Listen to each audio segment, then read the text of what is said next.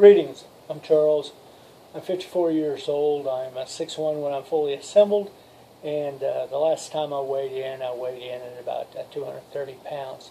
What I'm going to show you this time around is breaking down the wheelchair. Basically, if somebody has to be transported separate from their wheelchair, it's a handy thing to have an idea of how this thing goes together and how it comes apart.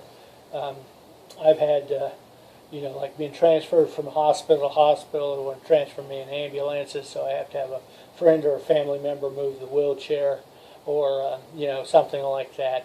And or if you're being transported in a car, something of that nature, and you can't move the wheelchair in and out like you see some people do on videos, you have to put it in the trunk or whatnot.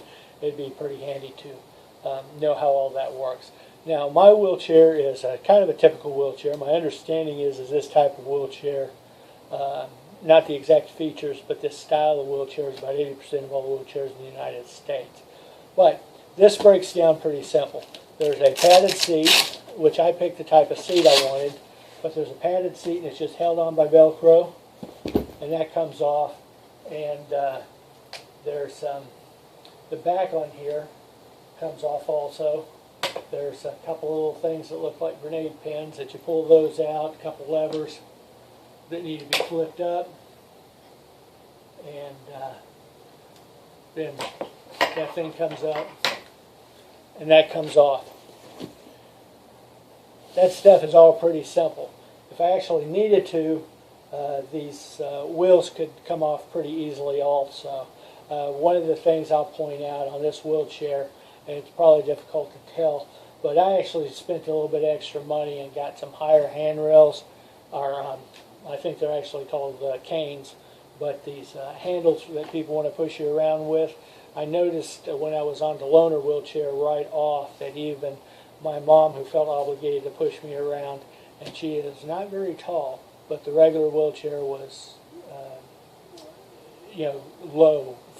low even for her, and she is, she's like 5'5", so not very tall. Okay. The next thing for breaking this down, typically you don't have to take the wheels off on this at all, but there's a kind of a sling seat type of a deal that the regular seat was sitting on, and there's a strap across that. We can just pick that up. And that's what most people do, and then they chunk it in. And their only problem with that I've seen, and this is something I think is be a good idea if I could get everybody to do this, it would be awfully handy. What happens when that happens is, I'm a big believer in seat belts. Since I'm a double amputee, I figure it's a pretty good idea for me to wear a seat belt so I don't actually get chunked out of this wheelchair. But I realized early on that if I took these seat belts and kind of wrapped it around that strap that needs to be pulled up, did that a couple of times, and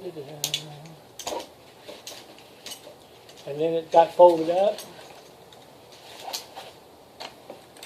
then this thing could go in just about any direction that you could possibly imagine. And when I went to go try to sit in it the next time, it would all be put together basically by the time I got to sit into it. I wouldn't have to put it back together, but I never could find my seat belts, and they were a challenge to pull up, and about 3/4 of the time they were either wrapped around a wheel or they threaded across something. It just wouldn't work. I'd end up having to get where I couldn't use the seat belt, and sometimes they were just literally in the way, tying up these wheels. But they're right here, still wrapped around that strap, easy to find. They didn't get kinked anywhere. They didn't get wrapped around anything they weren't supposed to. They're right there. I can put everything back together, and the seat belts are right where they need to be. So if you're like me and you think the seat belt part is important, you want to have those things where you can use them and they don't get in the way. And that's a way I discovered to be able to have that accomplished on a regular basis. Hopefully that was helpful to you.